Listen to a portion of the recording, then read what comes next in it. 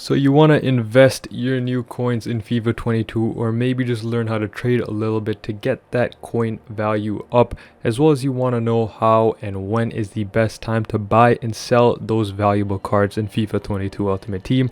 Well, in today's videos, I'm going to be talking about that with you guys. But before I get started, if you guys aren't new to the channel, like I always say, hit the subscribe button and turn on notifications to keep up to date with all the quality gaming content under 10 minutes. And also, by the end of this video, if you did go ahead and enjoy it, a like rating will be greatly appreciated to help the YouTube algorithm out. And now let's get started right into today's FIFA 22 video.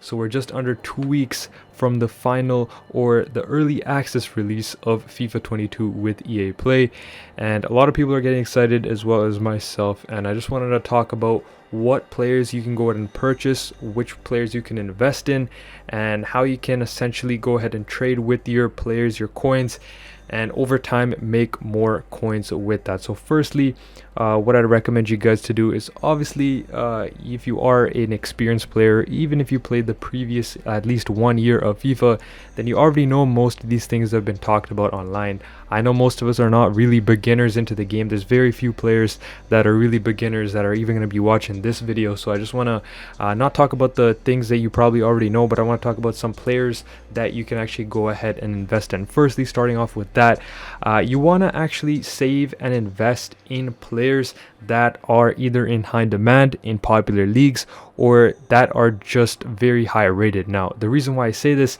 is because every year this happens, every single year, so it's going to continue the same this year as well. So what it is that the transfer market first starts off with, for example, Cristiano Ronaldo for being 1 million coins. We're just going to give that as an example. Now, at the start of the game, if Cristiano Ronaldo is 1 million coins, then after 1 week or 2 weeks of the game just being open for everyone to play and everyone getting on the game, gradually the price of Ronaldo will actually increase. So it'll go from 1 million to maybe even 2 million in the span of just 1 or 2 weeks. Now, the reason this happens and why the market just raises players' prices over time, especially at the start of the year, is because it's a simple supply and demand. Now, if there's a limited supply of something, and that means that there will need to be a lot of demand for those players because there's a limited supply, right? But if there is a large supply of a certain player, for example, then the demand wouldn't be as high because a lot of people are packing that player or already have that player, or there's just a lot of that specific player item on the market. That's why after and over time the market essentially raises the price per card value. It just is what it is. It happens every single year, especially at the start. So what you want to do is, if you have some very expensive or high rated or popular players, you want to hold on to them.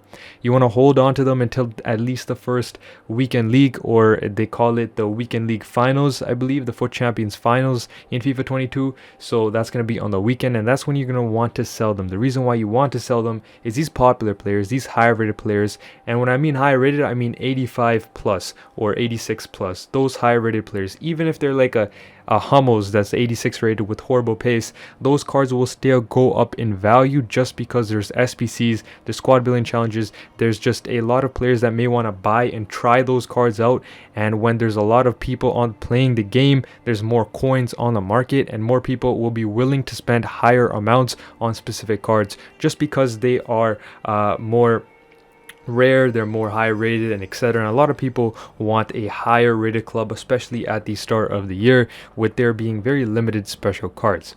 Now, like I said, you want to make sure that you're investing in those popular players. I'll leave a link down below in the description by footbin.com. I'm not sponsored by them or anything. If you play FIFA Ultimate Team, I almost guarantee you already know this website alone, but if you go to the popular players page on footbin.com, you'll be able to see that there's a bunch of different popular cards on FIFA 22. You'll be able to see which players are in most demand and which players people are actually looking forward to purchasing for their clubs in Ultimate Team, and those are the players you want to really look out for. If you maybe pack some of these cards or get lucky, then you want to hold on to them, maybe keep them onto your transfer list or send them to your club and really play games with them, because if you pack these players at the start of the year, you really want to use them because gradually over time they will increase in price.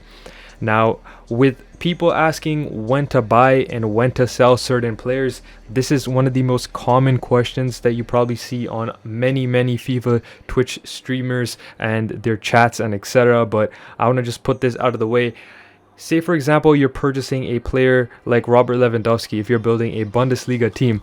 Now, if you purchase him at the start of the year for, let's say, for example, 100,000 coins, and you hold on to them and you expect when to sell them. Like as I said at the start of the video, you want to sell them after or near around the first weekend league finals, or maybe you want to hold on to it even longer. Now, what I recommend you guys should do is whenever you guys see a price of a card going up, and if you are happy with the price that you can possibly sell it at, I recommend you just go ahead and list it on the market.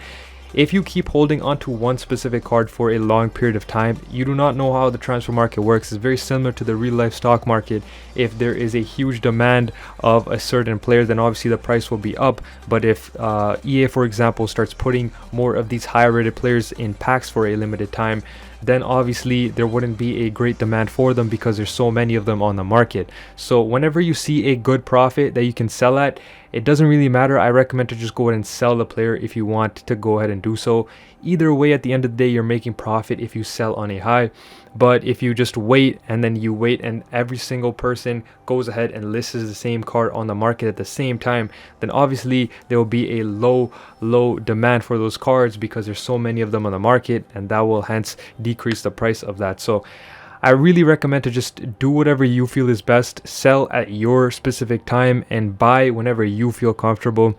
But obviously, I would recommend, as a big tip for you guys, especially you starter players, if you purchase a very expensive low-rated player at the start of the year, maybe like Saint Maximum, which would be no higher rated than 81 in my personal opinion, that card you want to go ahead and just sell as quick as you possibly can. The reason why I say this is because at the start of the year, these cards are very desirable. Every single meta player wants to use these meta cards for their teams because they're just very fast, very good, or they just have something special about their cards. But after 1 or 2 weeks, this 81 rated card is so popular to pack in gold packs that there would be millions of them listed all over the transfer market. So then that would obviously, like I said, decrease the price. So if you see those low rated meta cards, you really don't want to hold on to them, and that is just my personal opinion. I would just sell them immediately. I wouldn't really keep them. And to end off this video with one last tip, I would highly recommend you guys to stay away from making a Premier League team at the start of the year, unless you guys obviously have the coins, or if you are personally putting in money into your account and investing it with FIFA points. I would really just stray away from actually making a Premier League team. Maybe making a hybrid or a Nations hybrid or etc. Something would be a little bit more better and more suitable for you, especially at the start of the year, unless you're really trying to go hard with the weekend league finals and etc. Now, hopefully this has helped you guys out in any way possible. If you guys have any other questions, comments, or concerns, please be sure to leave it in the comment section down below. And check out my other FIFA 22 videos. I'll be posting more FIFA 22 coming later when we reach closer and closer to the day of release. But that's been it for today's video. It's been Nizian. I'll be catching you guys all in my next video. Peace out.